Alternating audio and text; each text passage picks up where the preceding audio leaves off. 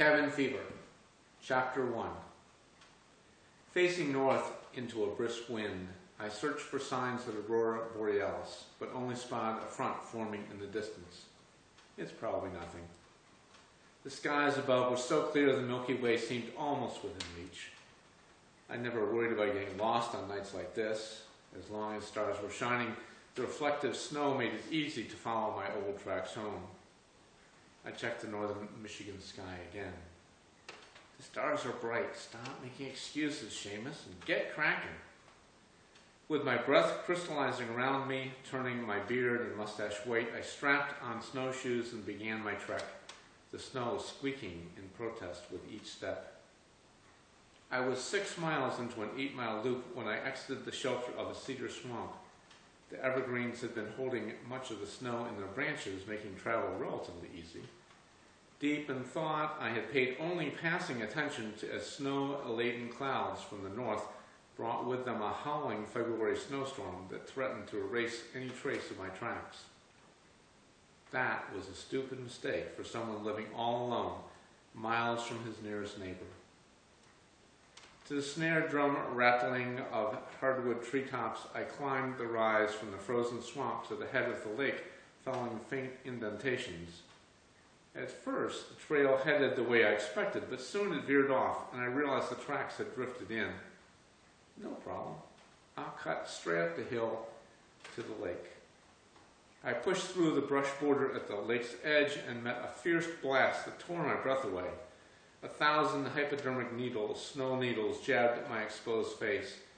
I ducked my head into my parka, pulled ski goggles from my knapsack, and fastened them over my mink hat. I could take the safer approach, go back down the hill and partially retrace my shelter steps to a road that would eventually lead me home, or I could move forward and strike directly over the lake toward my property. The wind on the lake would be terrible without cover. The wind also meant there would be less snow, and what there was would be hard-packed, allowing better footing. Walking up the middle of the lake would lop off considerable distance in time. Not wanting to retreat, I rationalized that if conditions worsened, I could cut over to the shoreline and follow it home. I turned to consult Abigail, remembering in a flush of regret that she'd been gone for a month. To the wind I murmured, "Mad dogs and Irishmen go out in the dark winter storm." Realizing I needed to stop channeling Noel Coward and get with the program, I strode onto the lake. After 10 labored steps, I turned around to block the wind and wiped the snow from my goggles. The shore, a scant 25 feet away, was almost invisible. I could picture the headline in the Iron County Reporter: "Snowmobiler finds tourist frozen on Shank Lake." I retreated to the shoreline and followed it around toward my place. An hour later, I located the gaps in the wild cherry bushes marking the start of the path leading past my guest cabin and up to my house. Sections of my dismantled dock stacked next to the path for winter served momentarily as a windbreak while I gathered my strength. I stuffed my mittens between my legs and fished a Petzl headlamp from my knapsack. Flipping the red filter down so I wouldn't lose night vision, I fastened it around my head. Almost home. Halfway to the cabin, I entered a group of hemlocks blocking the wind. Not paying enough attention as I left the tree's shelter, the wind whipped a maple branch across my nose. Jerking away from its sting, I staggered a step into the deep, unpacked snow and buried my left leg up to my crotch in powder. I threw both arms forward to cushion my fall, bucking as my sleeves filled with snow.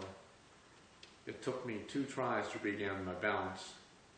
If coyotes were watching, they would howl for hours at my bipedal comedy. I wiped the snow from my nose with bare fingers, felt a dribble of warmth, and licked away the salty blood. The guest cabin was rustic, no electricity, no plumbing. I periodically shoveled the stoop to allow access to the bookshelves my son and I had built years ago when it was the only building on the property. I dithered at stopping to get something new to read. I was almost through a Rex Stout collection, or getting to the main house to take care of my nose. The dithering itself was a sign I was overtired and not thinking clearly. An arc of smooth snow on the stoop formed a single angel wing. Someone had recently opened the door to the screened porch. Squatting down, I flipped up the headlight's red filter and spotted prints of bare feet. Now I knew I was going nuts. Occasionally holding conversations with a disappeared Abigail was one thing, but phantom footprints meant my imagination was reaching a new level of desperation. Get a grip, Seamus. No one walks around barefoot in this weather. At the thought, my arms reminded me they were freezing from my nosedive into the snow. My teeth started chattering. I knelt to inspect the tracks, all face forward, no departures. Must be guys from one of the nearby camps playing a trick. Peering into the swirling snow, the track of partially filled footprints disappeared down the driveway. A frisson of disquiet struck me. Although only 65 yards away, the house and garage were invisible with their lights off. What if it wasn't a joke? What if someone found this cabin and took refuge? I yanked open the screen door and tromped in, ignoring the scrape of snowshoe claws on the porch floor. I peered in the glass door to the cabin proper. No one had lit the fire preset in the wood stove. A shiver running from my toes to the top of my head reminded me I needed warmth. A book could wait for the morning.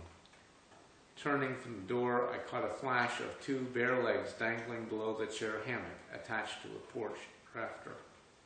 I laughed so hard my sides ached and my lungs hurt from the frozen air.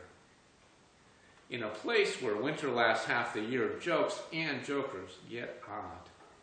The jerks must have stepped a blow-up doll onto my porch to make the footprints and posed it in the swinging chair. They concealed their tracks well. In this dark, I couldn't figure out how they did it, but I'd find the evidence in the daylight. Fine. Like pink flamingos mysteriously congregating in front lawns of townies about to return from vacation, this babe was definitely going to show up in someone's sauna in the near future. Might as well drag it to the house so it'll be close at hand for future revenge. I grabbed the plastic legs to haul the thing from the chair. The legs were real.